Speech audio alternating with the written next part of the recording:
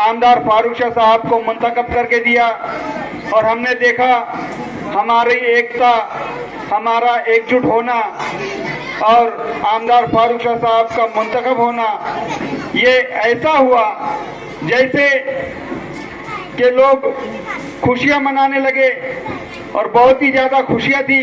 हमने देखा कि हिंदुस्तान आज़ाद हुआ तब से लेकर गुज़िश्ता 5 साल तक कोई भी एकलिती मुसलमान तबके से कोई आमदार नहीं हुआ था, लेकिन पहली बार मुस्लिम आमदार का सर्फ आमदार फारूक शाह साहब को आपकी एकता, आपकी एकजुट होने की वजह से मिला।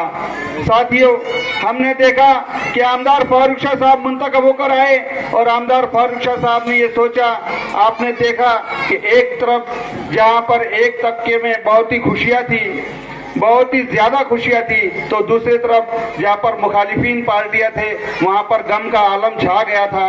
हमने ये देखा कि दुलिया शहर में क्या होगा, कैसे होगा। वो दिन बहुत ही ज्यादा सेंसिटिव दिन था।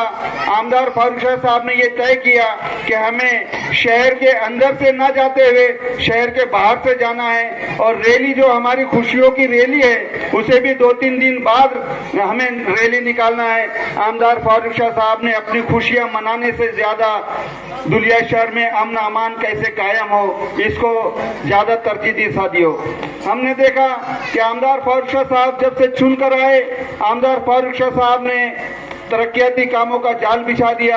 आपने देखा जहाँ पर गटरें नहीं थी वहाँ पर गटरें बनी, जहाँ पर लाइट नहीं थे वहाँ पर लाइट मुहैया किए गए, जहाँ पर पानी का इंतजाम नहीं था वहाँ पर पानी का इंतजाम हुआ।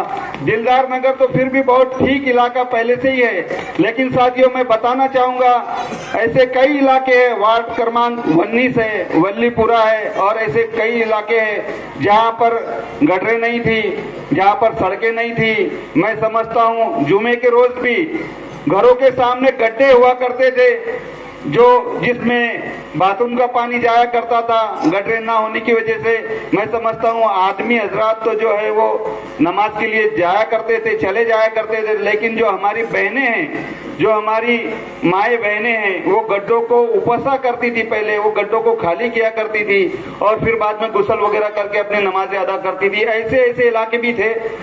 मैं आपको बड़ी जिम्मेदारी के साथ बताना चाहूँगा, उन तमाम तर इलाकों में गटरों का काम हुआ, सड़कों का काम हुआ, लाइट का काम हुआ। ऐसा कोई शोबा आमदार फारूक शाह साहब ने बाकी नहीं रखा जिसमें उन्होंने तरक्याती काम नहीं किए हुए हो। ये तो हो गई आमदार की जिम्मेदारियाँ, जो गवर्नमेंट की तरफ से फंड लाना और तरक्याती काम करना। लेकिन साथियों, मैं आपको ये बताना चाहूँगा कि जैसे ही आमदार फारूक शाह साहब मुंतखब होकर आए तो कोरोना लग गया।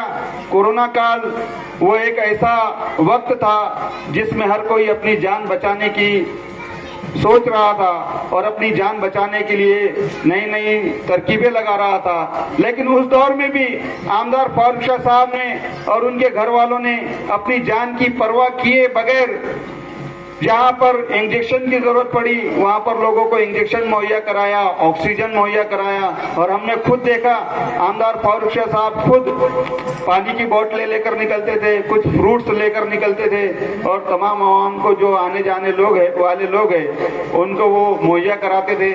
आपने देखा कि कोरोना में अनाज की भी किल्लत हो रही थी और कोरोना काल में तमाम तर सामान की किल्लत हो रही थी। साथियों, अवाम की खिदमत करते करते आमदार फारूक शाह साहब के छोटे भाई हाजी कलीम शाह साहब, हम कभी भूल नहीं सकते कि वो शहीद हो गए, लेकिन अवाम की खिदमत को जारी रखा।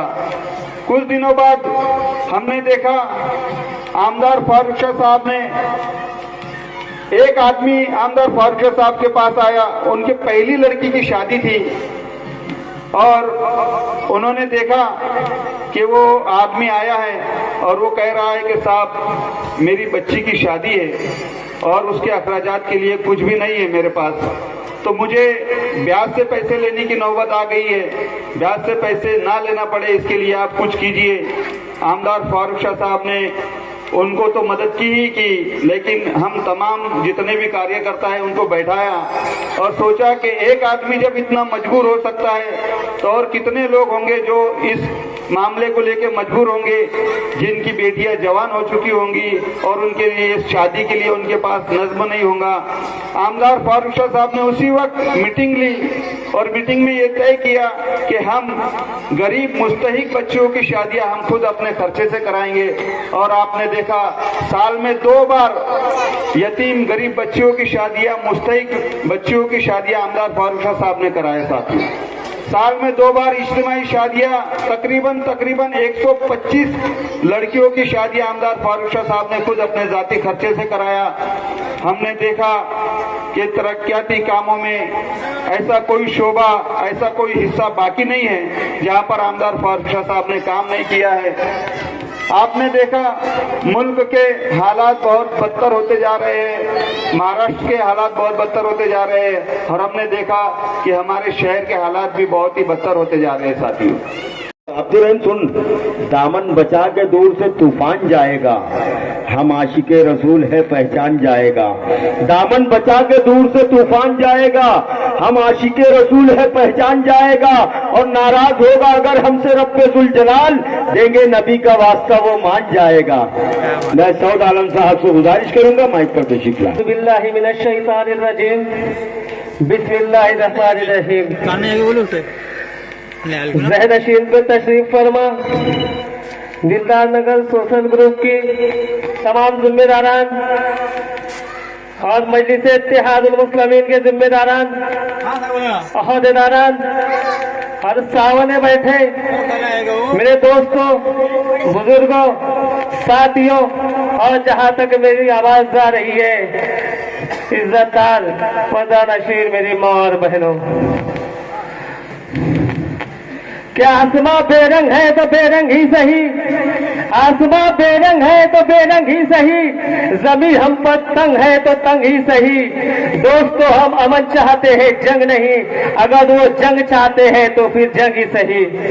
अज़ीज़ान मिल्लत इस्लामिया, आज की ये मीटिंग मजलिस इत्तेहादुल मुस्लिमीन की जानिब से दिलदार नगर सोशल ग्रुप की जानिब से मुनाकिद की गई है और इस मीटिंग का मकसद चंद दिनों में असेंबली के इंतखाबात हैं और आपको एक तारीखी फैसला लेना है। जिस तरीके से आपने 2019 में अपने इत्तेहाद का मुजाहिरा करते हुए मजलिस इत्तेहादुल मुस्लिमीन के रुकन असेंबली अली जनाब डॉक्टर फारूक शाह साहब को कामयाब और कामरान किया था, आने वाले 20 नवंबर को भी आपको मजलिस इत्तेहादुल मुस्लिमीन के रुकन असेंबली डॉक्टर फारूक शाह साहब को दोबारा कामयाब कर असेंबली में भेजकर मजलिस इत्तेहादुल मुस्लिमीन के कौमी सदर बैरिस्टर असदुद्दीन अवैसी साहब के हाथों को मजबूत करना है। मैं आपको बताता चलूं कि जब हम 2019 में चुनकर आए तो शहर में तरह तरह की बातें होने लगी थी कि शहर में मुस्लिम उम्मीदवार चुनकर आया है, शहर में जातिवाद का माहौल होगा, शहर में फिसादात होंगे। लेकिन अल्हम्दुलिल्लाह उस जातिवाद के माहौल को, उस फिसादात को खत्म करने वाले का नाम अली जनाब डॉक्टर फारूक शाह साहब है। फिर हम आगे बढ़ते गए, हमने देखा शहर में तरक्याती कामों से मुस्लिम एरिया को महरूम रखा गया था। आमदार साहब ने शहर का कोई कोना ऐसा नहीं होगा कि जहां पे आमदार डॉक्टर फारूक शाह साहब के तरक्याती काम ना हुए हो, चाहे वो स्ट्रीट लाइट का काम हो, चाहे वो हाईवास लाइट का काम हो, चाहे वो रोड का काम हो, चाहे वो गालियों का काम हो, चाहे वो मस्जिद और मदारिस के वाल कंपाउंड का काम हो, हर एक काम आमदार साहब ने अपने तरीके से अंजाम दिया है। और मैं आपको एक बात बताना चाहता हूँ कि दिलदार नगर में आमदार साहब के 1,50,00,000 रुपए की निधि से एक पानी की टाकी बनाई जा रही है। इंशाअल्लाह जल्द ही उसका काम मुकम्मल होगा। उस टाकी के जरिए हमारे दिलदार नगर और हमारे शहर के जो भी मोहल्ले हैं, हर जगह में रहने वालों को पानी की जो किल्लत है उससे राहत मिलेगी इंशाअल्लाह। और मैं आपको बताना चाहूंगा कि आपने देखा कि आमदार साहब ने मोमिन कब्रिस्तान हो, चाहे वो भी जूना धुलिया का कब्रिस्तान हो, चाहे वो मदरसा सिराजुल उलूम हो, चाहे वो मदरसा फलाह दारैन हो, चाहे वो मदरसा सुल्तानिया हो, हर एक का काम आमदार साहब ने, चाहे वो वॉल कंपाउंड का काम हो, चाहे फिर उसमें स्ट्रीट लाइट हाईमाइस लाइट का काम हो, आमदार साहब ने अंजाम दिया। मैं आपको बताना चाहूंगा कि शहर का सबसे मशहूर और कदीम रोड हमारा वजीर रोड है, जिसके ऊपर हमारे शहर के लीडरान ने 25 साल 30 साल सियासत किए, मंत्रियों बुलाए, उद्घाटन किए, नारियल खोले, कोबड़ा खाए, अंचल दिए। अल्हम्दुलिल्लाह उस रोड को तामीर करने वाले का नाम हमारे आपके अपने रुकने असेंबली अली जनाब डॉक्टर फारूक शाह साहब है। मैं आपसे बताना चाहता हूँ मेरे भाई कि इंतखाबात का वक्त तो शुरू है और तमाम जमातें आपके दरमियान में हैं। कांग्रेस है तो शिवसेना है तो भाजपा है तो भारतीय जनता पार्टी है तो समाजवादी पार्टी है। इसी तरीके से मेरे भाई आपकी अपनी जमात मजलिस इत्तेहादुल मुस्लिमीन भी आपके दरमियान में है। आने वाले 20 नवंबर को आपको मजलिस इत्तेहादुल मुस्लिमीन के हक में वोट देकर हमारे रुकने असेंबली अली जनाब डॉक्टर फारूक शाह साहब को कामयाब करना है। और मैं जाते जाते आपको एक बात कहना चाहूंगा कि आपने 2019 में अपने इत्तेहाद के जरिए जिस तरीके से मजलिस इत्तेहादुल मुस्लिमीन को कामयाब किया था, क्या आपसे मैं पूछना चाहता हूँ क्या आपके एक एक वोट का हक अगर अदा हुआ है तो आप मजलिस इत्तेहादुल मुस्लिमीन के रुकने असेंबली डॉक्टर फारूक शाह साहब को कामयाब करिए। अगर आपको लगता है कि आपकी बहन आपकी बेटी हिजाब पहन सके तो आप डॉक्टर फारूक शाह साहब को कामयाब करिए। अगर आपको लगता है आपके शहर में इसी तरीके से तरक्याती कामों का सिलसिला शुरू हो तो आप डॉक्टर फारूक शाह साहब को वोट दीजिए। अगर आपको लगता है ट्रिपल तलाक CAA ऐसे बिलों की मुखालिफत हो सके तो आप मजलिस इत्तेहादुल मुस्लिमीन के हक में वोट दीजिए। अगर आपको लगता है कि आपके दीनी मदारिस और आपकी मसाजिद की हिफाजत हो सके तो आप डॉक्टर फारूक शाह साहब को वोट दीजिए। बस मैं इतना ही कहूंगा और एक शेर कहकर अपनी जगह लूंगा कि कुछ लोग हैं जो मुझे गिराने में लगे हैं, कुछ लोग हैं जो मुझे गिराने में लगे हैं, सुबह और शाम मेरा चिराग बुझाने में लगे हैं।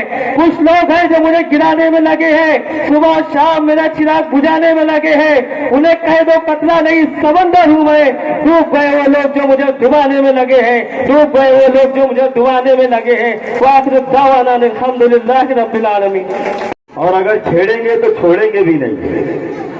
अब क्या बताना कि मजलिस इत्तेहादुल मुनज़्ज़म तरीके से साफ सुथरे तरीके से इलेक्शन लड़ना चाहती है।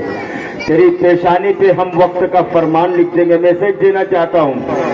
और उसके बाद एक ऐसे मुकर्रिर को आपके दरमियान रखना चाहता हूं जो आप नाना पाटेकर की आवाज सुनते होंगे तो आपको महसूस होता होगा कि नाना पाटेकर के डायलॉग कैसे होते हैं। सब ध्यान दें। आ रहे हैं क्या आमदार साहब? आ रहे हैं, दिखाई दे रहे हैं आपको। पेशानी पे हम वक्त का फरमान लिख देंगे। अलीम शमसुद्दीन, तेरी पेशानी पे हम वक्त का फरमान लिख देंगे, बहुत पछताएगा जब जंग का ऐलान लिख देंगे। तेरी पेशानी पे हम वक्त, चौथी लाइन पर पूरा मजमा मिलकर ताली बजाना। तेरी पेशानी पे हम वक्त का फरमान लिख देंगे, बहुत पछताएगा जब जंग का ऐलान लिख देंगे। तू हमारी हिम्मत और जुर्रत को ललकार मत, वरना लहू से तेरी धरती पे हिंदुस्तान लिख देंगे। मैं शैतानिर्रजीम बिस्मिल्लाहिर्रहमानिर्रहीम। दिलदार ग्रुप की ओर से आज इस मीटिंग का आयोजन किया गया। तब इस मोहल्ले की जीने का जिंदगी दी है तो जीने का हुनर भी देना, बख्शे है पैर तो तोहफी के सफर भी देना। मैं तो गूंगा था, तूने की है मुझको ये जुबा आता, अब मैं बोलूंगा तो इसमें असर भी देना। मुझे धुलिया शहर की आन बान शान हमारे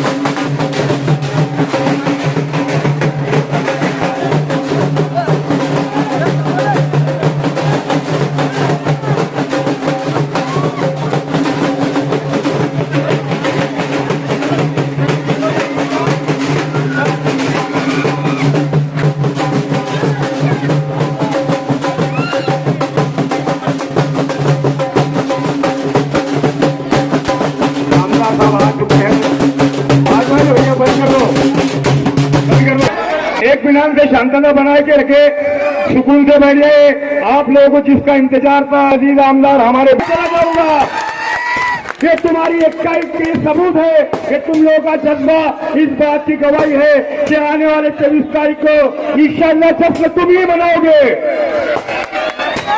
दोस्तों, आज आप लोगों को बता रहे हैं कि विरोधियों के पास बोलने को कोई बात नहीं बची है। हिंदू मुसलमान के अंदर झगड़े लगाना चाह रहे हैं, उनके पास बात करने को जगह नहीं है, इलेक्शन लड़ने में कोई मुद्दा नहीं है। आज वो इस तरह के अपनी रैलियों में भाषण कर रहे हैं कि बटेंगे तो कटेंगे। उनको मालूम है कि आमदार साहब ने दुनिया में इतना काम किया है, दलितों से लेके हर समाज, हिंदू समाज का काम किया, मातम समाज का काम किया, सिख समाज का काम किया। ऐसे कोई समाज को अपने ऑफिस के ऊपर से किसी को नाराज नहीं किया। उनको पता है कि अगले टाइम राजू बाबा, अनिल गोटे, इन्होंने 15,000 वोट हमारे खाए थे, 40,000 वोट आमदार साहब को मिली थी। वो 15,000 भी तुमको वापिस लाना है। वो 15,000 ये साल बड़े है, 20,000 हमारी टोटल आए। ये जान एक दिन जानी है तो चली जाए, मौत कल आती है तो आज आ जाए। कीड़े मकोड़ों की तरह मरने से अच्छा है कि देश पे हो जाए कुर्बान। और वो हमसे पूछते हो कितनी मोहब्बत करते हो अपने वतन से। अरे मरते वक्त भी निकलेगा हमारे मुंह से हिंदुस्तान। खजाना हाथ पड़ता है, कुछ दिन आना जाना पड़ता है, कुछ दिन आना जाना पड़ता है। और तू भी निकल आया फलों का दावेदार। अरे बेटा, पहले पेड़ लगाना पड़ता है। ये बाबा के सांप का टक्कर लेंगे। अरे बात न बन सकी जब हेरा फेरी से, बात न बन सकी जब हेरा फेरी से। कुत्तों को लड़ा रहे हो जंगल के शेरों से। याद रख, ये धुलिये की इकाई है। यहाँ हिंदू, मुस्लिम, सिख, ईसाई, दलित हम सब भाई भाई है। हम हमारे देश में शांतता और विकास चाहते हैं। जो हम नहीं चाहते हैं कि जो दोगली बात करे, मुंह पे कुछ और पीछे कुछ करे। साहब ने ये दिखा दिया है कि हम हिंदुस्तान के रहने वाले हैं। हम हिंदुस्तान के सभी जाति धर्मों से जितनी अपनों से मोहब्बत करते हैं, उतनी उनसे भी मोहब्बत करते हैं। अगर तुम्हारे लिए कब्रिस्तान का काम किया तो हिंदू भाइयों के लिए अमर धाम का भी काम किया। अगर सरदार जियों के लिए गुरुद्वारा का काम किया तो दलित भाइयों के लिए बुद्ध विहार का भी काम किया। जो सबसे कुचला निचला दबाव, जो हमारा एकलव्य समाज था, आज जाके देखो कभी कोई उनके एरिया में तक नहीं गया। वहां पे भी हमारे आमदार साहब ने 1-1 करोड़ की निधि देके रोड, लाइट, नाली का बंदोबस्त कराया। हम जात पात पे वोट मांगने नहीं आए हैं। अरे ये 2.5 साल तो झांकी थे, एक बार चुन के दो, दुनिया के बहुत काम बाकी है। दोस्तों, अभी आने वाले टाइम में साफ धुलिये के 50,000 से ज्यादा नौजवानों के लिए बहुत बड़ा रोजगार के लिए 200 एकड़ MIDC का साहब ने जो प्लान सोचा है, आप लोगों का साथ रहा तो इंशाल्लाह 200 एकड़ में MIDC साहब बना के रहेंगे। बहुत बड़ी और गरीब और कुचले दबे लोगों के लिए एक कॉलेज बनाई जा रही है। वक्त की कमी है, इंशाल्लाह आपसे फिर बात होगी। बहुत सारे मुकर्री बोलने वाले हैं। मुलाकात करने के लिए, हमारे आमदार साहब से मुलाकात करने के लिए आ रहे हैं अफसर फरहान साहब और इस इलाके के जिम्मेदारान नौजवाना ने। नदीम भाई आपसे भी गुजारिश है, आप भी आए थोड़ा। वालों की महफिल है, मर्दों की महफिल है। अब मर्दों की महफिल है तो मर्दों में से खेल भी होना चाहिए। ऐसा क्या बात है। अब इनके लिए शेर पढ़ता हूँ, पूरा मन में मिलकर ताली बजाना कि मिट्टी से कभी अपनी बगावत नहीं करते, शोहरत के लिए गंदी सियासत नहीं करते। हाँ साहब, हमारे बीच में अफसर फरहान साहब यहाँ अपना कीमती वक्त निकालकर जो मशहूर शाहजान का यहाँ इस्तेमाल किया गया। नदीम अंसारी, अफसर फरहान, मर्द मुजाहिद टीपू सुल्तान रहमतुल्लाह अलैह। उनकी शहादत को हम बुला नहीं सकते। ये ताकत है हमारे साहब की। जो जुमा के दिन जो सभा होती थी महानगर पालिका में, हमेशा वो लोग जुमा के दिन सभा रखते थे, लेकिन हमारे आमदार साहब को ये चीज अच्छी नहीं लगी। ये चीज के बारे में आमदार साहब ने आवाज उठाई और कहा कि जुमा के दिन जो सभा होती है मैं उसको जिंदगी भर के लिए बंद करवाना चाहता हूं। तो जुमा की सभा को आमदार साहब ने बंद करवाया। उसी पथ मंजर में एक शेर कहना चाहता हूं टीपू सुल्तान रहमतुल्लाह अलैह की याद में कि शेर मैसूर से तो शेर कपकपाते थे। सुनो अफसर पठान साहब, शेर मैसूर से तो शेर कपकपाते थे, जान निसारी पे फरिश्ते भी मुस्कुराते थे। शेर मैसूर से तो शेर कपकपाते थे, जान निसारी पे फरिश्ते भी मुस्कुराते थे। टीपू सुल्तान था वो मर्द मुजाहिद यारो जिसकी तलवार से अंग्रेज थरथराते थे। मैं इस वक्त मौलवी शकील साहब को गुजारिश करूंगा कि माइक पर तशरीफ लाएं और बिस्मिल्लाहिर्रहमानिर्रहीम वातसिमू बिहब्लिल्लाहि जमीअन वला तफर्रकू।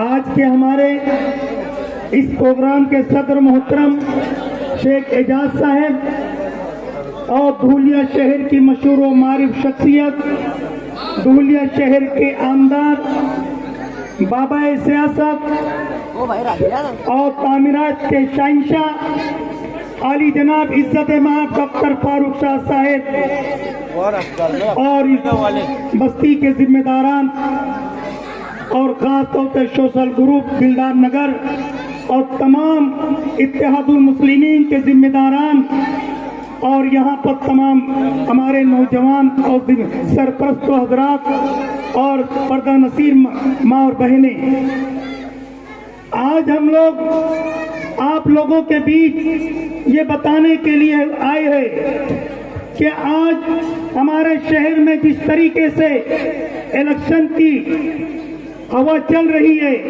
कि आप लोगों के पास हर तरीके से लोग आएंगे, लेकिन मैं आपसे पूछना चाहता हूँ, इस गली के अंदर काम करने वाला, उस गली के अंदर काम करने वाला और सुबानी मस्जिद के पीछे 30 साल हो गए, आज तक कभी किसी ने नहीं देखा।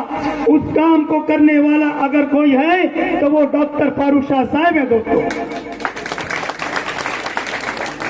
यही नहीं बल्कि अमीन पटेल साहब के घर के पीछे की गली को देखिए, आज 30-40 साल हो गया, किसी ने भी वहां पर रोड को तामीर नहीं किया। एक डॉक्टर फारूक शाह साहब ने उस रोड की भी तामीर के बेड़े उठाए। दोस्तों आपके हमारे महल्ले के अंदर हमारी ख्वातीन, हमारी माँ बहनें, इन लोगों को पानी की बहुत दिक्कतें, तकलीफ, परेशानियां हो रही है। आज से नहीं, जब से आपने मैंने होश संभाला, जब से ही हमारे इस वार्ड नंबर 13 के अंदर कितनी पानी की दिक्कतें हैं। कई दिन तक पानी इस इलाके में नहीं आता है। बहुत से कारपोरेटर आए, मेयर आए, डिप्टी मेयर आए, आमदार खासदार आए, लेकिन किसी के सर के ऊपर जू भी नहीं रहेंगी कि इन लोगों के मसले किस तरीके से हल किया जाए। इस आप लोगों की माँ बहनों के दर्दों को महसूस करने वाला अगर कोई आमदार है तो वो डॉक्टर फारूक शाह साहब है। दोस्तों उन्होंने 5 करोड़ की टाकी के काम अंसार मस्जिद के सामने काम शुरू कर दिया। चंद दिनों के अंदर इंशाअल्लाह वो पानी की टाकी का काम मुकम्मल हो जाएगा। इस वार्ड के लोगों के लिए किया। दिलदार नगर, मौलवीगंज, नजम नगर, फिरदौस नगर, इन लोगों के वार्ड के लिए अगर किसी ने काम किया है तो वह आपका अपना भाई, आपका अपना बेटा डॉक्टर फारूक शाह साहब ने किया। यही नहीं बल्कि 40 गांव हाईवे से लेकर अगर रोड तक पूरे कामों का जाल बिछाने वाला वो मर्द मुजाहिद आपका भाई ने काम किया। आइए वर्जी रोड को देख लीजिए, कितने लोगों ने दावा किया कि आप मुझे चुनकर लाइए, मैं आपके वर्जी रोड के काम को बना दूंगा। हर एक आए, आकर नारियल फोड़ा और खा लिए और खाकर चले गए। दलालों ने वहां पर अपने उल्लू सीधे कर मुसलमानों की वोटों को उन लोगों की झोलियों में डाला, लेकिन किसी ने काम नहीं किया। अगर 18 करोड़ का कोई काम वर्जिरों का काम करने वाला अगर कोई है तो वो मर्द सपूत डॉक्टर फारूक शाह साहब है। दोस्तों, डॉक्टर फारूक शाह साहब ने जहां पर कब्रिस्तानों का काम किया, वहीं पर मंदिरों का भी काम किया। जहां पर अगर गुरुद्वारों का काम किया तो वहां पर मदारिस का भी काम किया। जहां पर अगर स्कूलों का काम किया तो वहां पे कमला भाई अजमेरा के बच्चों के लिए पुल का काम तामीर करके दे दिया, बना कर दिया। साहब, हिंदू मुस्लिम सिख ईसाई तमाम मजहब के लोगों को काम करने वाला 50 साल के बाद अगर कोई हमको और आपको अगर आमदार मिला है तो वो डॉक्टर फारूक शाह साहब है, जिन्होंने मुस्लिम हिंदू का कोई फर्क नहीं रखा, बल्कि हर एक आने वाला, चाहे वो हिंदू हो, मुस्लिम, दलित हो कि ईसाई, बुद्ध हो कि सिंह, जो भी साहब के दरबार के अंदर आया, उन्होंने अपने मसले को रखा। अल्लाह तबारक व तआला ने साहब को वो हिकमतें दी, तमाम के कामों को साहब ने कर दिया। आप ये नहीं बता सकते हैं कि साहब ने किसी के काम को, कोई मजहब वाले के काम को नहीं किया, क्या कोई कब्रिस्तान वाले काम को मना किया, कोई मंदिर के काम करने वालों को मना किया, कि गुरुद्वारे के काम करने वालों को मना किया, कि स्कूल के कामों को मना किया, कि मुस्लिम हिंदुओं के स्कूल के काम को मना किया? नहीं, साहब को अल्लाह ने 2 आंखें दिए, एक से हिंदू, एक से मुसलमान, दोनों आंखों से बराबर सबको देखते। इस तरीके से काम करने वाला, याद रखिए, किसी के बहकावे में ना आइए। लोग आएंगे गरीब बस्तियों के अंदर, आकर पैसे देंगे, ये लो पैसा हमको दो। उनसे कहो आप 5 साल कहाँ गए थे? हमें पैसे की जरूरत नहीं है, बल्कि हमें विकास की जरूरत है। कि जिन्होंने 5 साल में से 2 साल तो कोरोना के अंदर चले गया, 3 साल के अंदर पूरे धूलिये के अंदर वो जाल बिछा दिया कि आज तक जितने आमदार धूलिये में चुनकर आए, उनके कामों को एक तरफ रख दिया जाए और डॉक्टर फारूक शाह साहब के काम को एक पल्ले के अंदर रख दिया जाए, डॉक्टर फारूक शाह साहब का पल्ला झुक जाएगा। किसी शायर ने कहा है, दस्त तो है, दरिया भी ना छोड़े हमने, बहरे जुल्मात में दौड़ा दिए हमने। अब आप लोगों से ये दरखास्त है कि आप लोगों की इत्तेहाद, आप लोगों की मेहनत, आप लोगों की दुआ की बरकत से आप लोगों ने रोजा रखा, नमाजों का एहतमाम किया, अल्लाह की तरफ मुतवज्जह हुए और मुत्तहिद होकर एक मर्तबा जैसे डॉक्टर साहब को चुनकर लाया, दोबारा आप चुनकर लाइए। इंशाअल्लाह ये डॉक्टर साहब MLA नहीं, मिनिस्टर की शक्लों के अंदर बम्बई में बैठेंगे। वो आखिर दामन मान्य हस्तियां और इस प्रोग्राम को देखने सुनने के लिए आए हुए मेरे बुजुर्गों, दोस्तों, और जो घरों के अंदर पर्दा नशी मेरी माँ बैठी है, उन सब से मैं रूबरू होना चाहता हूँ और आपको शुरुआत में बताना चाहता हूँ कि ये जो भीड़ है यहाँ पर जमी हुई, ये आमदार साहब की मोहब्बत में है। कल जब एक बीजेपी के कैंडिडेट ने फॉर्म भरने के लिए जब वो गया तो उसने 500 रुपए के नोटा देके गर्दी खड़ी की और अपनी ताकत पैसे के दम पर बताने की कोशिश की कि देखो मेरे फॉर्म भरने के टाइम पे कितनी बड़ी तादाद यहाँ हुई। असल में वो तादाद उसके पीछे पक्ष की नहीं थी और लोगों की मोहब्बत की नहीं थी, वो ताकत थी जो लोगों को खेड़े पाड़े से लाकर वहां पर गर्दी की, उनकी गर्दी की वो ताकत थी, वो पैसे की ताकत थी। और बुजुर्गों, दोस्तों, आप ये जो लोग यहाँ पर आए हैं, ये आमदार साहब की मोहब्बत है, ये उनके 5 सालों के कामों का यहाँ पर इनाम है, ये इमाम की मोहब्बत है और ये दिलदार नगर के बस्ती के बच्चों की ये मेहनत है। बुजुर्गों दोस्तों, मैं आपको ज्यादा वक्त नहीं लूंगा और आपको मौजू पे आकर बताता चलूंगा कि भाजपा का उम्मीदवार उसके एक इंटरव्यू में ये कह रहा था कि वो शाह हो, सैयद हो, पठान हो, अंसारी हो, वो कभी भी जाति में बटे हुए नहीं है। वो जब भी कोई बात होती तो अपने आप को मुसलमान कहते कि हम मुसलमान हैं। तो ये बात तो उनकी समझ में आ गई, लेकिन तुम तो हमको दाढ़ी टोपी से पहचान लेते ना कि ये मुसलमान है। तुम हमको ये पहचानते थोड़ी कि ये शाह जा रहा, ये सैयद जा रहा, ये पठान जा रहा, ये अंसारी जा रहा। और जब कभी भी माहौल खराब होता तो तुम ऐसा थोड़ी कहते थे ये शाह है इसको जान दो, ये पठान है इसको मारो। तुम तो जब सिर्फ दाढ़ी टोपी को पहचानते और मुसलमान को पहचानते कि ये मुसलमान है। तुम्हारी नजरों में अगर हम सब एक मुसलमान है उस खराब वक्त में, तो फिर आड़े वक्त में हम क्यों नहीं एक मुसलमान हो सकते। बुजुर्गों दोस्तों, अल्लाह का बड़ा एहसान करम है। मैं दूसरी बात आपको ये भी बताता चलूं कि अभी बात साइकिल की आई। साइकिल का जो है वो इंडिया अलायंस में उनको टिकट नहीं मिला और इंडिया अलायंस में उनको टिकट मिलना भी नहीं था, इसलिए मैंने साइकिल की बात पे जोर ही नहीं दिया पहले से। मैं फिरोज भाई मेरे दोस्त आए हुए, मेरे छोटे भाई माजी नगर सेवक स्टेज पर आ जाए। तो बात चल रही थी साइकिल की, समाजवादी की बात चल रही थी साइकिल की। मैंने अपनी पहली तकरीर से जितनी भी तकरीरें आज तक हुई कभी उस पर जोर नहीं दिया वो बात पर, क्योंकि मुझे पता था इंडिया अलायंस का टिकट उनको मिलना नहीं है। इंडिया अलायंस का टिकट उनको मिलना ही नहीं है और वो अपक्ष कर रहने की उनकी इतनी ताकत और इतनी हिम्मत थी, क्योंकि मैं समाजवादी में 10 साल था। मुझे मालूम है समाजवादी की दुनिया में कितनी ताकत है। 300, 400, 500 से ज्यादा उनका आमदार का जो कैंडिडेट वो आज तक इतने वोट ले नहीं सका। उनकी कोई ताकत नहीं। और जो नगर सेवक हम जो चुन के आते थे वो हमारे काबिलियत पर, हमारे कामों पर और हमारी समाज सेवा पर चुनकर आते थे। तो इसलिए उनकी बात को तवज्जो मत दो।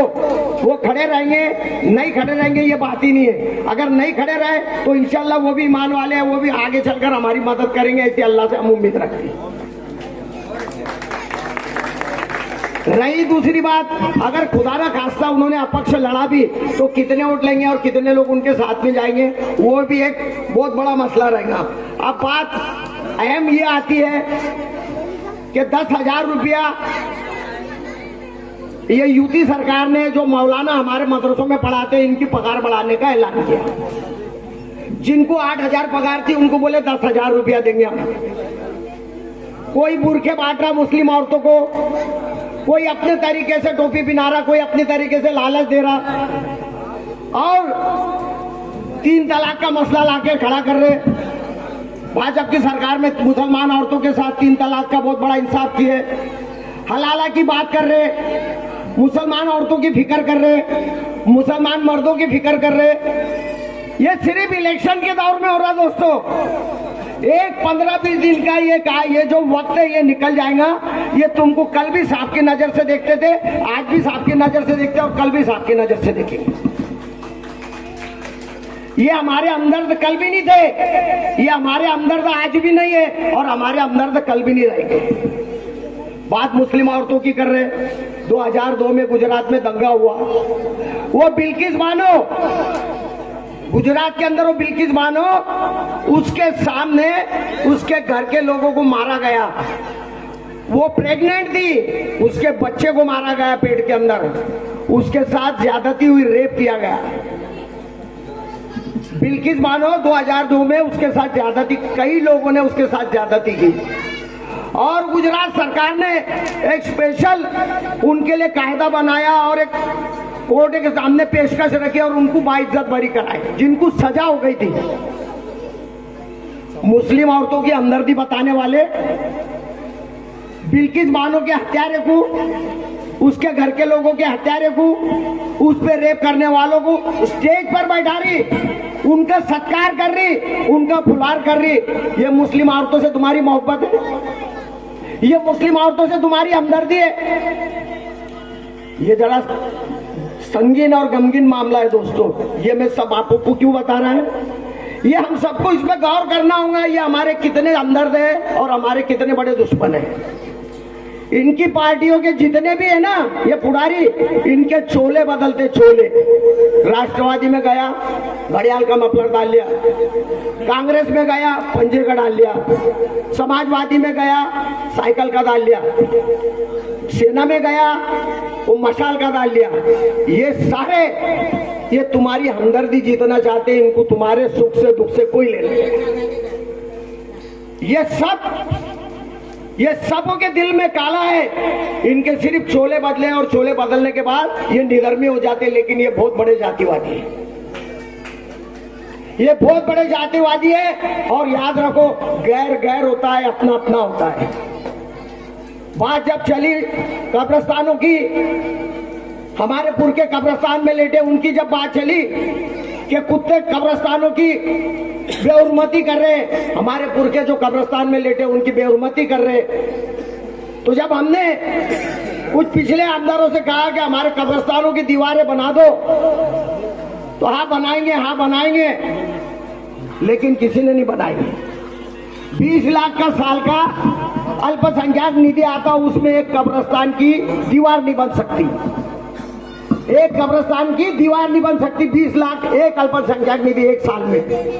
हमारे आमदार साहब ने धुलिया शहर के कब्रिस्तानों को तो निधि दिया ही दिया, लाखों में नहीं दिया, करोड़ों में दिया, बल्कि देहात के कब्रिस्तानों को भी लाखों रुपया उपलब्ध कराया।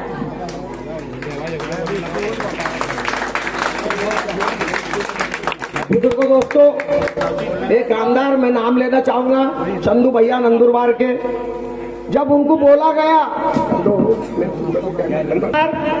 माजी आमदार जो उनके पास में कुछ लोग हमारे गए और उनको बोला कि भाई कब्रिस्तान के वॉल कंपाउंड करा दो, तो सीधे उन्होंने ये कहा मुस्लिम शिष्टमंडल को कि तुम्हारे मुर्दे कहाँ भाग के जा रहे हैं। सोचो जरा सा गंभीर बात है, हमारे मुर्दे कहाँ भागकर जा रहे, ये बात उसने कही और बात को मजाक में उड़ा दिया। ये हमारे डॉक्टर फारूक शाह साहब है, ईमान वाले, कई कब्रिस्तानों को, कई मजारों को पैसा दिया, और इनके पुरखे, हमारे पुरखे, तुम्हारे पुरखे सब कब्रिस्तानों में लेटे हुए हैं। हमारे कब्रिस्तान के लिए अगर डॉक्टर फारूक शाह निधि नहीं देंगे, कब्रिस्तान की दीवार के लिए निधि नहीं देंगे, तो कम से कम ये तो नहीं करेंगे तुम्हारे मुर्दे कहाँ भाग कर जाए, क्योंकि इनके भी पुरखे वहां पर लेटे हुए, हमारे भी पुरखे वहां पर लेटे हुए हैं। बुजुर्गों दोस्तों, ये बात को ध्यान रखते हुए मैं ये भी एक बात बता दूं, अनूप अग्रवाल का एक पेपर में मर्डर में आया। अनूप अग्रवाल इनकी उम्मीदवारी से धुड़ैत हिंदुओं का हुंकार भरे हुए। हमको कोई जंग नहीं करनी है, हिंदू भी हमारे भाई है, वो भी हमको वोट देंगे। आमदार साहब ने हिंदू बस्तियों में भी बहुत काम किया, उनके कोरोना के अंदर लकड़ियां दी उनके अंतविधि के लिए, जलाने के लिए उनके मुर्दों को। आमदार साहब ने करोड़ों रुपए की विद्युत दाहिनी का वहां पर उपलब्ध करा दी, एक नहीं दो उनके शमशान भूमि में करा दी। दोनों तरफ बटन दबाओ, लगेज काम। विठल मंदिर है सबसे पुराना, 100 साल पुराना, उसको भी निधि दिया। हमारे दलित भाइयों को निधि दिया, सरदार भाइयों को निधि दिया। कोई बात की जातिवाद नहीं किया, कभी हिंदू के ताल्लुक से गलत सलत नहीं बोला, कभी बयानबाजी नहीं की, कभी धुलिया को जलाने की या जलने देने की कभी बात नहीं की, और कभी ऐसी बात नहीं की कि धुलिया में आग लगेगी। 2008 का दंगल हमने देखा है, 2011 का दंगल हमने देखा है, 2013 का दंगल हमने देखा है, कैसे धुलिया शहर बारूद के ढेर पे बसा हुआ था। लेकिन इन 5 सालों में जब कभी भी वक्त आया, जब कभी भी हालात खराब होने की गुंजाइश हुई, आमदार साहब ने ना दिन देखा ना रात देखा। 2 बजो, 3 बजो, 4 बजो, एसपी साहब को फोन लगाओ, पुलिस डिपार्टमेंट को फोन लगाओ, और धुलिया शहर के अंदर शांतता कैसे होगी, इस बात को उन्होंने तवज्जो दी। बुजुर्गों दोस्तों, बात और चंद्रचूड़ अभी पद पर है, वो अगले महीने में रिटायर होने वाले हैं, और उनका एक इंटरव्यू आया बाबरी मस्जिद के ताल्लुक से। अभी माननीय चंद्रचूड़ साहब का इंटरव्यू आया बाबरी मस्जिद के ताल्लुक से कि 3 साल से सुप्रीम कोर्ट के अंदर बाबरी मस्जिद का जो दावा चल रहा था और हम क्या निर्णय देना इस नतीजे पर पहुंच नहीं रहे थे। मैं रात को मंदिर में गया, मंदिर के सामने बैठा और मैंने भगवान से प्रार्थना की और भगवान ने मुझे बुद्धि दिया और मैंने बाबरी मस्जिद का फैसला हिंदुओं के हक में किया। एक सुप्रीम कोर्ट के जज संविधान को बाजू में रखकर, कायदे को बाजू में रखकर, कोर्ट कचहरी के जो नियम है वो बाजू में रखकर ये कहते हैं कि मैं मंदिर में गया और मैंने रात भर वहां आराधना की, पूजा अर्चा की और भगवान ने मुझे बुद्धि दिया। तो तुमने कायदे पे क्यों नहीं निकल दिया?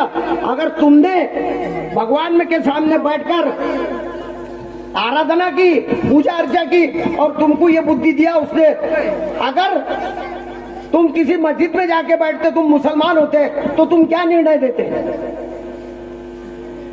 बुजुर्गों, दोस्तों, ये निर्णय जो दिया गया ये कायदे के तहत नहीं दिया गया है। ये बात उन्होंने कभी ली, ये बहुत जोरों में टीवी पे चल रही है बात। अभी मैं अपनी मर्जी से कोई भी नहीं बात कर रहा। अभी फिलहाल सुप्रीम कोर्ट के सर्वोच्च बहुत बड़े जज है वो, 1 नंबर के, और मैं आज यहाँ पर रिकॉर्डिंग हो रही, सब बातें आप लोग गवाह है, बहुत सारे लोग रिकॉर्डिंग। मैं कोई मनगढ़ंत बात नहीं कर रहा, लेकिन मैं ये कह रहा हूँ कि हालात बहुत खराब है। हमारा अल्लाह के सिवा कोई नहीं है दुनिया के अंदर। ना समझोगे तो मिट जाओगे हिंदू के मुसलमानों, तुम्हारी दास्तां तक न होगी दास्तानों में। तुमको सबको एक होना होगा। जैसे पिछली बार तुमने हमारे आमदार साहब को, अपने आमदार साहब को चुनकर दिया, ऐसे ही तुमने पिछले साल एक इतिहास बनाया, एक बार फिर से इतिहास बनाना होगा। ना हमारे कोर्ट है, ना हमारे वकील है, ना हमारे जज है, ना हमारे पुलिस है, ना हमारे नेता है।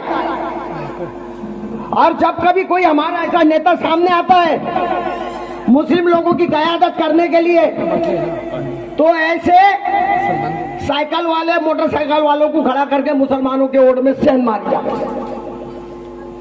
उनको वलगलाया जाता, थोड़े बहुत पैसे देके उनको गुमराह किया जाता। लेकिन दोस्तों, मुसलमान होशियार है, मुसलमान समझ गए। हमने 70 साल गैर आमदार को यहाँ पर चुनकर दिया, लेकिन कभी शिकायत नहीं की। इस 70 साल में गैर आमदार की कारकिर्दी को उठा के देखो कि पूरे धुलिया शहर में मुस्लिम बस्ती में 10-20 लाख रुपए, 50 लाख रुपए का काम हुआ। लेकिन हमारे आमदार साहब को देखो, मुस्लिम बस्ती का 50 साल का, 60 साल का, 70 साल का बैकलॉग भर के निकाला। आप लोग तो यहाँ बस्ती में रहते, यहाँ पे तो पहले से रोड थे, पाइपलाइन थी गटरा से, लेकिन हजार खोली से ऊपर के भाग में जाओ, अंबिका नगर, गरीब नवाज नगर, आशियाना कॉलोनी, तो चलने के लिए रोड नहीं है, जैसे हम यूपी बिहार में रहते। सिर्फ आमदार साहब ने मुस्लिम बस्तियों में नहीं काम किया, गैर बस्तियों में भी काम किया। हिंदू भाई जब भी निवेदन लेकर आए आमदार साहब के पास में, लगेज को फाइल को लगाया, बम्बई गए और लगेज काम को मंजूरी लेके महीना 15 दिन में काम चालू किया। बुजुर्गों, दोस्तों, आमदार साहब ने कभी बहाना नहीं किया, हफ्ते में 2 बार बम्बई जाते। और एक बुजुर्ग शख्स खड़ा है अभी, अब उसको टिकट मिला है शिवसेना का, अब वो यहाँ से जलगांव गया और जलगांव से प्लेन से बम्बई जाएंगे, बोले रोड खराब है। अब वो एक बार बम्बई जाने की नौबत आ रही है, तो ये हालात है। वो हफ्ते में 2 बार बम्बई क्या जाएंगे और काम क्या करेंगे दोस्तों?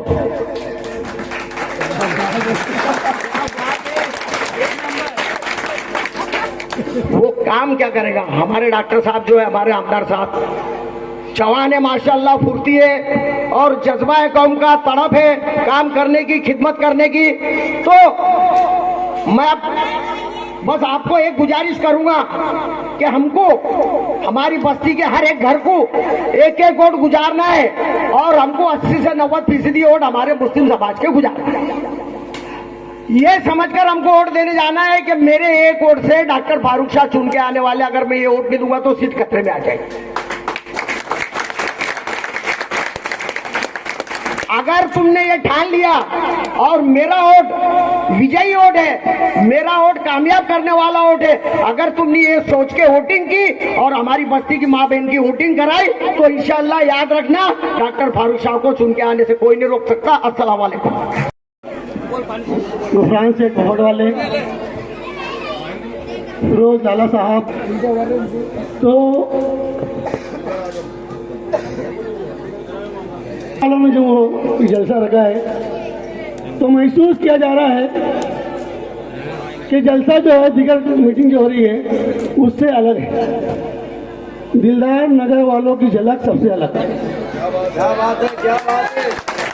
इससे पहले सर जी, इससे पहले भी मीटिंग हुई थी और वो मीटिंग को तारीखी मीटिंग कह सकते हैं। वो कैसे? इसलिए कि जिस दिन हैदराबाद के लोग यहाँ पर आए थे, सलीम बेग साहब और सोहेल कादरी साहब, तो वो आ गए और वो चाहते थे कि हमको शाम में जो है एक जलसा चाहिए, एक मीटिंग चाहिए। अब इतनी अड़गड़ में कौन कर सकता है? इतनी अड़गड़ में कौन कर सकता है? तो वो दिलदार नगर के लोगों ने किया था और एकदम अचानक में भयानक बेहतरीन मीटिंग रखी थी। उस मीटिंग में जो है हमारे बड़े भाई जो रवि बाबू मरसाने हैं, इन्होंने आमदार साहब का सत्कार किया था और कहा था कि चुन के आइए बोले। क्या कहा था? चुन के आइए बोले। पहली मीटिंग है, माहौल अभी बना नहीं है, लेकिन रवि बाबू मरसाने ने कहा चुन के आएंगे और चुन के आए। मैं एक बार और कहता हूँ, वहां पर रवि भाई बैठे हुए, वहां से आते तो और कह दो एक बार और चुन के आइए। क्यों? क्योंकि उस वक्त भी हमारे साथ जो है हमारे दलित भाई है, हमारे हिंदू भाई है, उन्हें कम दर्जे में चुना हो, लेकिन ऐसे लोगों को वोट देना, उससे बेहतर जो है इमाम को वोट दिया, फारूक शाह को वोट दिया और वो चुन कर आए। और अगर 5 साल की बात की जाए तो काम गिनवाने के लिए 3 लोग थे, लेकिन वो भी गिनवा नहीं पाए और चले गए। बराबर, वो भी गिनवा नहीं पाए।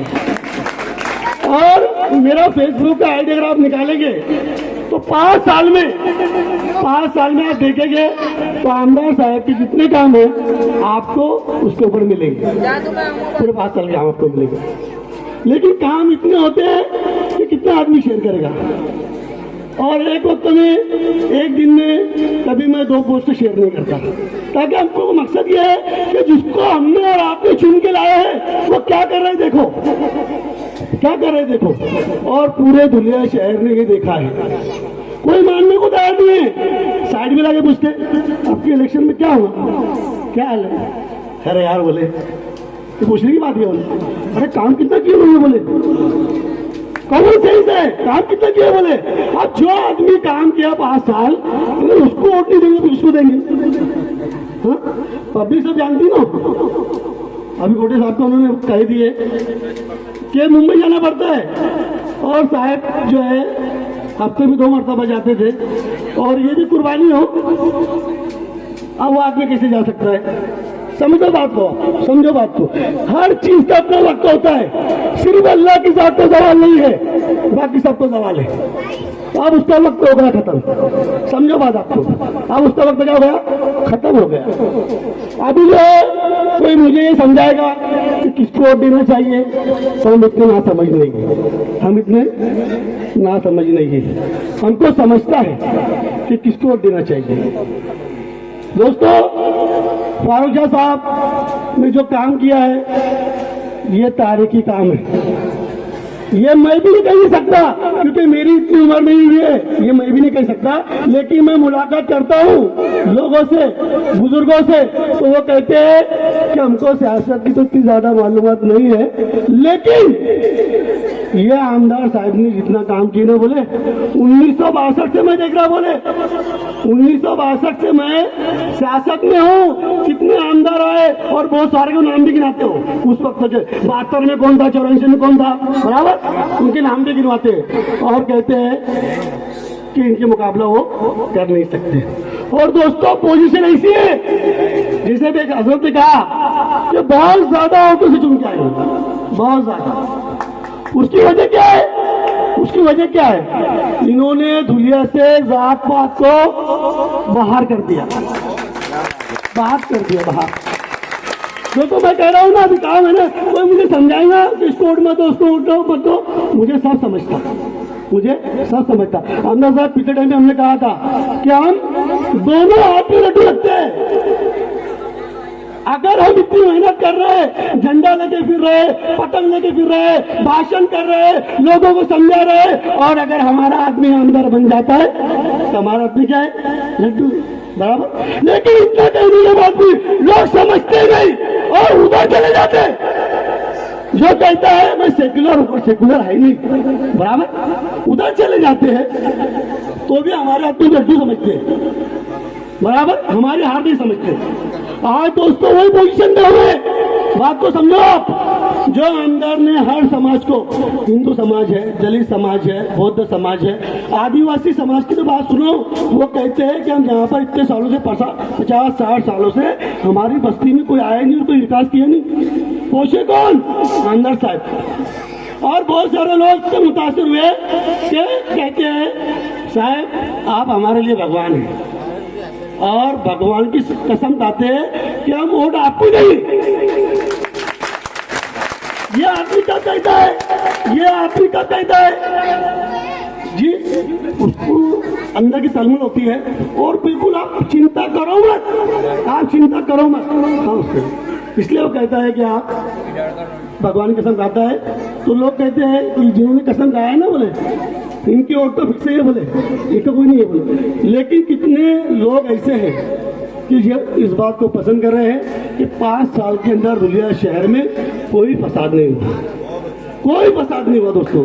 यहाँ तक के 2020 की बात है, जनवरी की बात है, जब माहौल वहाँ खराब हुआ 100 बड़ी रोड पर, तो आज तक कोई माइका लाल आंदा ऐसा नहीं हुआ जो दंगल की जगह पे जाएगा। कोई जाएगा? कोई नहीं जाएगा। लेकिन वहां खुद गए और दोनों समाज के दरमियान खड़े हो गए और दोनों को अलग अलग किया, दोनों को अलग अलग किया। दोस्तों ये सारी चीजें देखकर जो है लीडर लोग परेशान हो गए। और एक आखिरी बात कह के मैं अपनी बात खत्म करूंगा। जिस दिन आमदार साहब चुन के आए, हजारों लोग ने धुलिया शहर के अंदर जश्न बनाया, बराबर। शायद इससे पहले कभी जश्न बना होगा, ऐसा जश्न बनाया।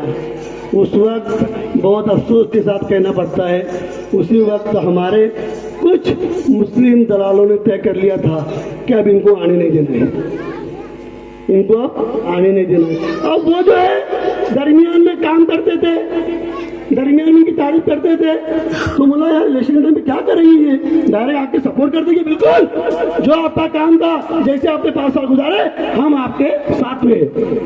लेकिन वैसा नहीं, किधर किधर खेल रहे ना हो, बराबर। महीने भर से हम लोग देख रहे हैं किधर किधर खेल रहे हैं। तो ऐसा काम नहीं होता दोस्तों, ऐसा काम मैं क्लियर बोलता हूँ और एकदम क्लियर काम करता हूँ, और आवाम भी क्लियर है, पब्लिक भी क्लियर है। खास बात ये पब्लिक भी क्लियर है। तो दोस्तों वो बात सामने रखते हुए जो मैं आपको बोल रहा हूँ, बिल्कुल आप इस वक्त आमदार साहब को वोट कीजिए। आपका वोट बिल्कुल कीमती है और कीमती ही रहेगा। ऐसे जातिवाद को वोट करके जो कहते हैं हम RSS के, बात खत्म हो गई। जब कह दिया RSS के तो तुम RSS के रहो, हम हमारी लाइन पर है। हजारों की संख्या में मुस्लिम नौजवान बिल्कुल दोस्तों तैयार है, अंदर जो है बिल्कुल उतर चुका है। थोड़े बहुत इक्के दुक्के हो गए तो ये आपकी और मेरी जिम्मेदारी है कि उन तक पहुंचे, उनको समझाए, और जो है आने वाले 20 तारीख के दिन जैसे हमने माहौल बना के खासदार के टाइम पे इलेक्शन के वक्त वोटिंग किया था, उससे बेहतर हमको करना है, बराबर, उससे बेहतर करना है। एक दिन की छुट्टी काटना पड़ेगी हमको दोस्तों। हाँ दोस्तों मैं नाम ले सकता हूँ अपनी दिलदार नगर में ऐसी माए बहनें जो तबीयत खराब थी, धूप थी, और आधा 1 घंटा बैठ के वोटिंग किया है। ऐसे लोग, ऐसे नौजवान अपने दिलदार नगर के अंदर, जिन्होंने उस दिन अपना काम बंद रखा, काम पर नहीं गए और वोटिंग किया है। वही दोस्तों हमको करना है। और जो उस वक्त रह गए होंगे, कहीं बाहर चले गए होंगे, उनको समझा देना है कि आप गलती करना, हम हैट्रिक पे आप काय पे, हम हैट्रिक पे आप, और जो हैट्रिक पे नहीं ना वो चाहते कि हैट्रिक ना हो, बराबर। वी आर ऑन हैट्रिक, हम हैट्रिक के ऊपर है और उनको वही कर रहा, उनको वही कर रहा है। तो बातें थी, वक्त कम है, बहुत सारी बातें हैं, कीमती दबन तो जिसको हम कहते हैं फिरोज लाला साहब, जोरदार तालियों में इस्तेमाल करें फिरोज लाला साहब का। माइक पर तशरीफ लाए और उसके सवाल आपके दरमियान दो। धुलिया शहर मतदार संघ के तमाम हिंदू, मुस्लिम, सिख, ईसाई सभी के लोकप्रिय आमदार डॉक्टर फारूक शाह साहब, स्टेज पे बैठे हुए हाजी गुफरान शेख पोपट वाले, गोलू शाह मामू, अनीस हाजी साहब, अफसर पठान, रफीक भाई रैग वाले, हाजी हमीद, तमाम हिंदू मुस्लिम बच्चों ने, नौजवानों ने ये कार्यक्रम लिया, हम सबको बुलाया, मैं उनका भी तहे दिल से शुक्रिया अदा करता हूँ। जिंदगी दी है तो जीने का हुनर भी देना, जिंदगी दी है तो जीने का हुनर भी देना, पाव बख्शे है तो तोफी के सफर भी देना, गुफ्तगू तूने सिखाया कि मैं गूंगा था, मैं बोलूंगा तो मेरी बातों में असर भी देना।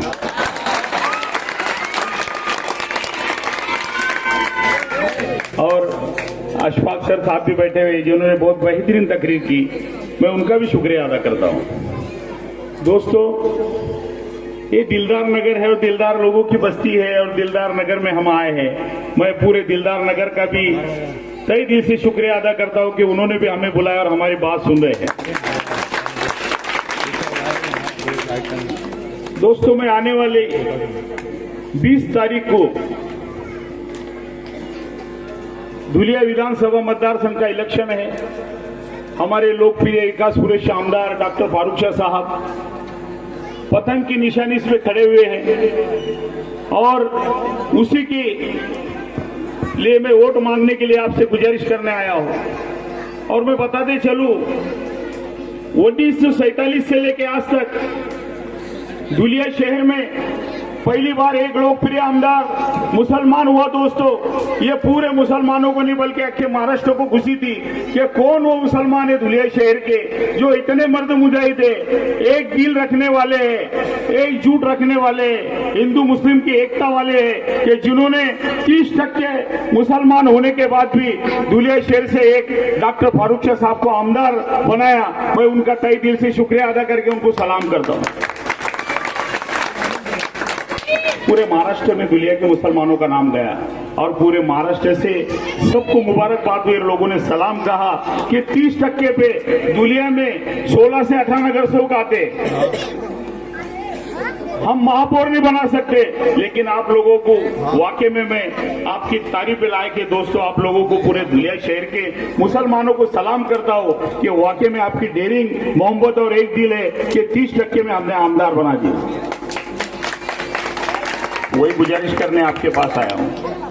आने वाली 20 तारीख को ज्यादा से ज्यादा वोट आपको देना है और ये शुरुआत है। अभी बहुत लोग आएंगे आपके पास में, कई लोग मीटिंगा होंगे, कई लोग दुखी आत्मा है, झूठ फसाद बोलने वाले, कई जादूगर, कई सिकंदर आएंगे हथेली पे चाट बताने वाले, कई लोग हैं।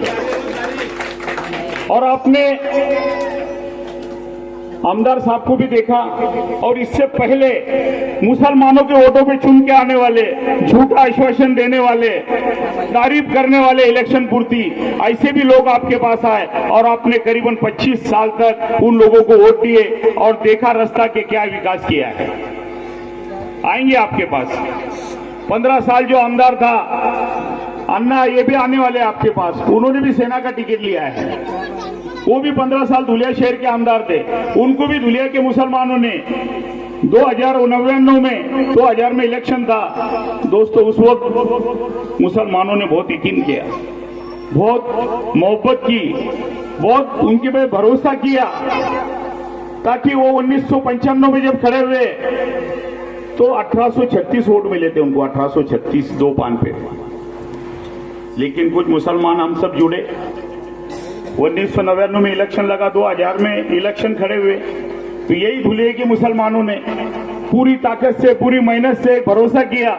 हम तो भोले वाले हैं, मुसलमान जिसको दिल देता है उसके लिए जान भी देता है। दोस्तों, हम लोगों ने वो भरोसा किया, इतना भरोसा किया वो 2000 में कि अन्ना को 26,600 वोट देके धुलिया से उनको महाराष्ट्र के अंदर विधानसभा में भेजा, आमदार बना था। ये फाउंडेशन हमने डाला था उनका। फाउंडेशन अगर मैं उनको डाले होंगे, शुरुआत अगर किसी ने किया होंगी तो ये मुसलमानों ने अन्ना को आमदार बना के ये महाराष्ट्र के अंदर वो विधानसभा में भेजा था। लेकिन क्या मिला उनको? 2000 के अंदर जब हमने आमदार बनाने के बाद भी तुम सर्वे करो, अभी आने वाले हैं सब, मैं कुछ नहीं, आने दो, लोकशाही, हर आदमी इलेक्शन लड़ सकता, फॉर्म भर सकता, आ सकता। एक ही सवाल करने का दोस्तों कि साहब 2000 में आपने आपको वोट दिए, फिर 3 बार आप धुलिया से आमदार रहे, आपने मुस्लिम एरिया में कितने काम करे, कितने विकास करे, कितने सुख दुख में आप आए, क्या मेहनत की, क्या दिए आपने मुसलमानों को? मुसलमानों को देना तो छोड़ दो दोस्तों, चुन के आने के बाद तो क्या दिया ये नहीं, लेकिन मैं कहूंगा कि अभी क्लिप भी चल रही है और जो मैं बोल रहा हूं वो हकीकत सच्चाई बोल रहा हूं। वही सिवाय अल्लाह के कभी किसके बाप से डरता नहीं, कभी नहीं। विधानसभा में कुछ फिरका परस्त लोगों ने आवाज उठाया वंदे मातरम के ऊपर से। उस वक्त धुलिया शहर के आमदार बोलते, मुसलमान जिन्होंने उनको आमदार बनाया, कि तुमको हिंदुस्तान में रहना होगा मुसलमानों को तो वंदे मातरम कहना होगा, नहीं तो चले जाओ अपने अपने देश।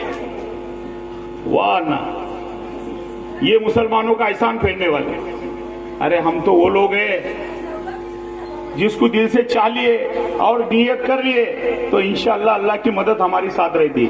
हमने इसी तरीके से उनको देखा 15 साल, राजवर्धन कदम मांडे को 10 साल चुन के दिया, उन्होंने भी सिर्फ आपस में लड़ाया, कोई विकास किया नहीं। आमदार साहब हम कई सालों से साथ में काम कर रहे, कई आमदारों के पास काम किए, लेकिन तारीख है दोस्तों मेरे पास में, मुझे बता दो कि पूरे 5 साल के अंदर, पूरे 5 साल में मुस्लिम एरिया में 1 करोड़ का काम बताओ, कोई भी आमदार का 1 करोड़ का, मैं राजकारण छोड़ दूंगा दोस्तों, 1 करोड़। और हमारे आमदार ने एक फिरका परस्त पार्टी की सरकार, बीजेपी सेना की सरकार, एक मुसलमान चुन के इमाम से आने वाला, लोग कहते थे कि ये तो आ गया लेकिन क्या विकास करेगा। लेकिन दोस्तों अल्लाह पाक हमेशा नियतों पे फैसला करता है। नियत थी उस आदमी की काम करने की, क्योंकि हम कई दिन कई साल नगर सेवक रहे और हमने महापालिका कितनी गजाई, हम कभी विषय मंजूर नहीं हो जाते थे हमारे खिलाफ का।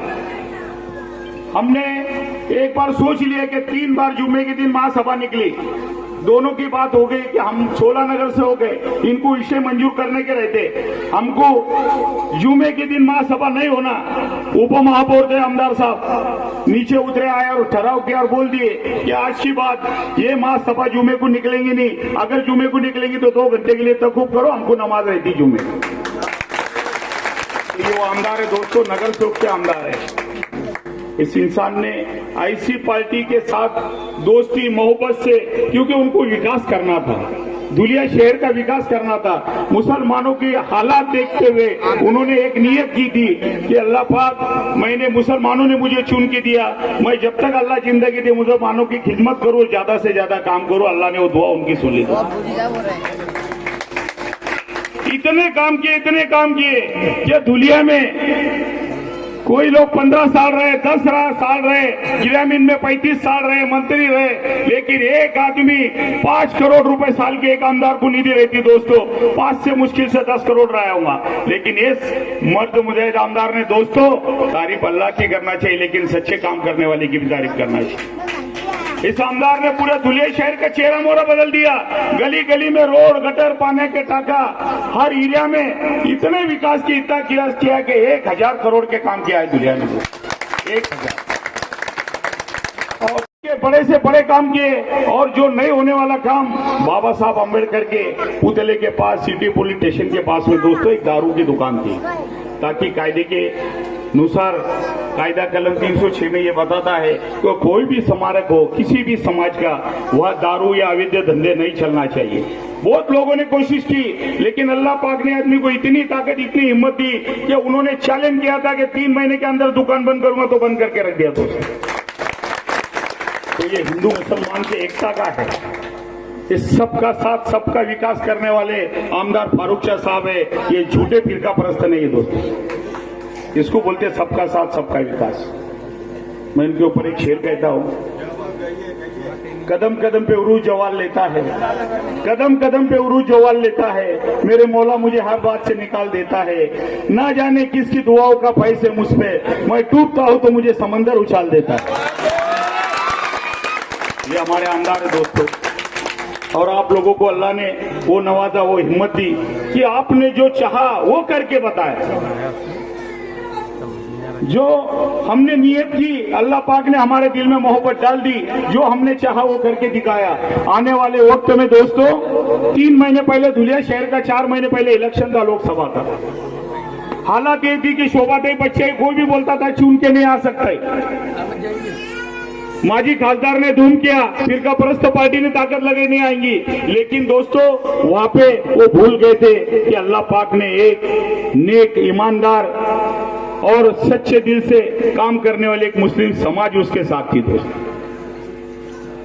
अल्लाह ने वो ताकत दी, वो हिम्मत दी, और आमदार साहब का भी बहुत मदद रही। मैं कई दिल से उनका शुक्रिया अदा करता हूँ, सलाम करता हूँ। दोस्तों अगर आमदार साहब चाहते तो एमआईएम का अगर लोकसभा में खासदार में कोई उम्मीदवार रहता तो कम से कम 1 लाख वोट खाता। दोस्तों कोई अलग से सीट नहीं आ सकती, लेकिन उन्होंने कुर्बानी दी अशफाक सर। उन्होंने कहा कि नहीं, ऊपर राष्ट्रीय अध्यक्ष असदुद्दीन साहब के साहब हमको सेकुलर लोगों को लेके चलना है, हम सेकुलर लोग हैं, कल हम बदनाम ना हो जाए, तो मुझे जो है तो धुलिया लोकसभा मतदार संघ में उम्मीदवारी नहीं देना है, ताकि सेकुलर पार्टी वहां चुन के आए। और आपके दिल में भी अल्लाह ने वो मोहब्बत डाला, वो ताकत डाला कि आप लोगों ने वो नियत की, और इतने बटन दबाए, इतने बटन दबाए कि बटन यहाँ दबाए और स्पॉट दिल्ली में हुआ। दोस्तों ऐसा स्पॉट लगाया कि दोनों को 400 पार करने वालों को 240 पे लाए, दोनों को वैसाखी लगा दी। एक चंद्रबाबू नायडू और एक नीतीश कुमार, वैसाखी लगा दी। ये सिर्फ आपकी ताकत है, अल्लाह ने वो हिम्मत आपने दी है, आपकी ताकत है। आपकी ताकत ने जो नियत की तुमने, अल्लाह ने वो फैसला किया और वो हक का साथ दिया और वो चुन के आ गई। और फिरका परस्त पार्टी आज 2 वैसाखी पे अगर कोई गलत फैसला करेंगे तो अल्लाह ने उनका वह बटन रखा है। एक तरफ चंद्रबाबू नायडू को खींच लेगा तो गिर जाएंगी, या तो फिर नीतीश कुमार खींचेगा तो गिर जाएंगे। तो दोस्तों यही हमको करना है।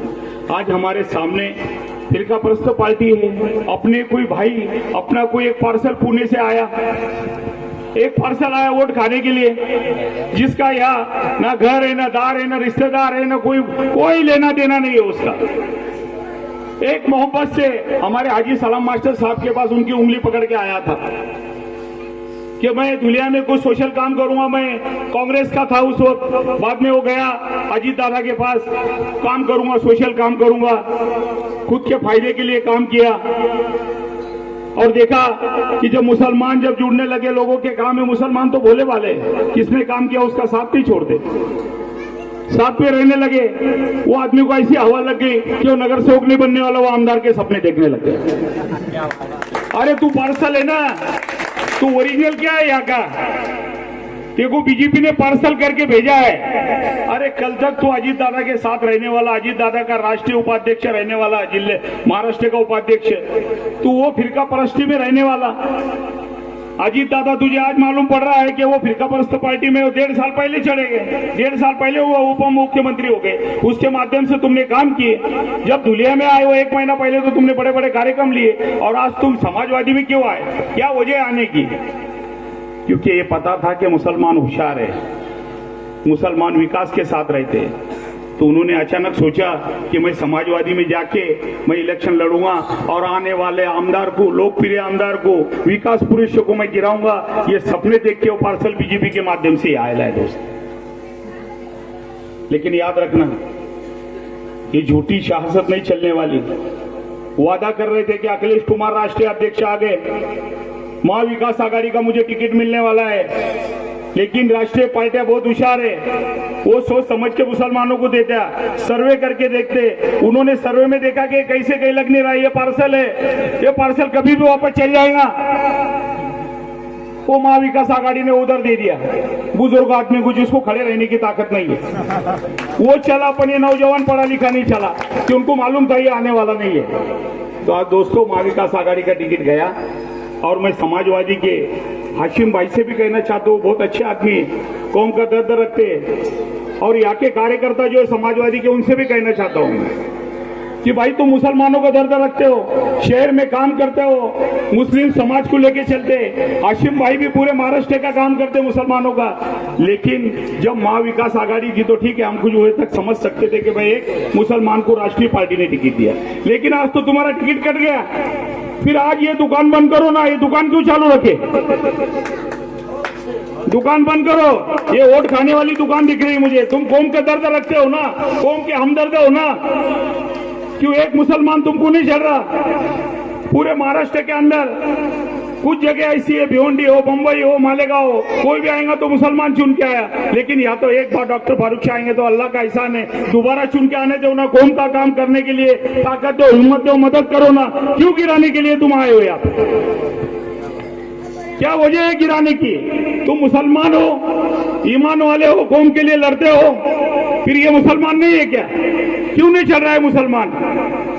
ये साजिश है दोस्तों फिरका परस्त पार्टी की। जिस वक्त से 2099 में 2019 में हमारी सीट चुन के आई, वहां से बीजेपी, आरएसएस, फिरका परस्त पार्टी, कोई हमारी दुखी आत्मा, इनको ये लोग आते ही कोमा में चले गए। 5 साल से कोमा में हो। उनको मालूम है कि इतनी बड़ी 70% हम और 30% में मुसलमान चुन के आ गया और इतना विकास किया कि दुश्मन भी विरुद्ध में बोलने को 4 बार सोचता है दोस्तों, और सबका विकास किया।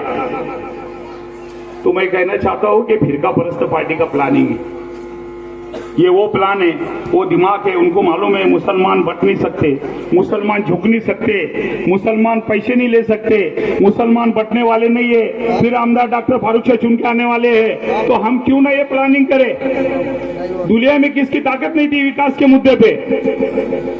जात पात का राजकारण आमदार ने नहीं किया। पूरे 5 साल में कई झगड़े लफड़े फसाद होने नहीं दिया। सबको लेके चले, जा हालात खराब हुई उस जगह पे खुद चले गए। फिर वो दोंडाचा हो, सोलापुर हो, कई भी झगड़े दंगे फसाद हुए तो आमदार खुद कलेक्टर एसपी को लेके गए दोंडाची के अंदर, शांतता वहां थी। तो दोस्तों मैं एक मर्द मुजाहिद, विकास पुरुष से काम करने वाला, हर लोगों के सुख दुख में काम करने वाले, आपके सामने आमदार डॉक्टर फारूक शाह आए हुए। वक्त कम है, फिर इंशाल्लाह सभा रहेंगे और बताऊंगा।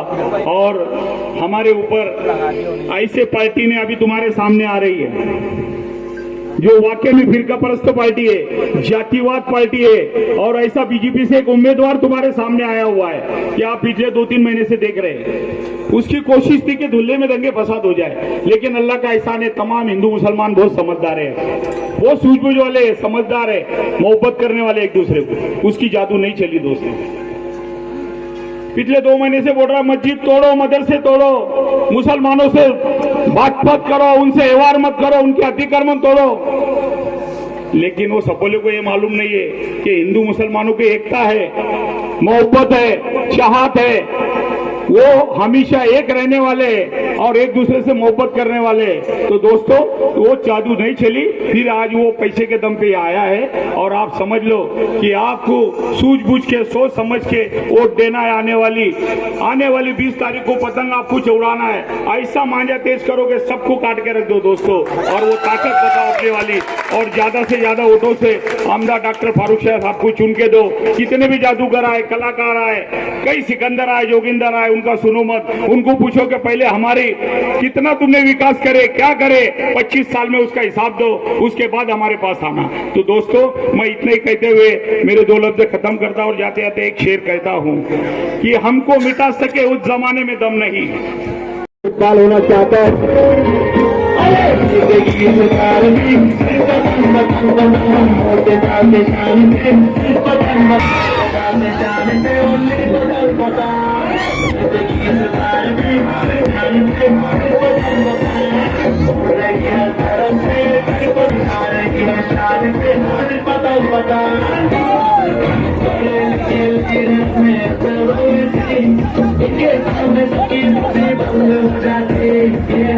के बच्चों के पेशन है, बुजुर्गों की दुआ के सफर है।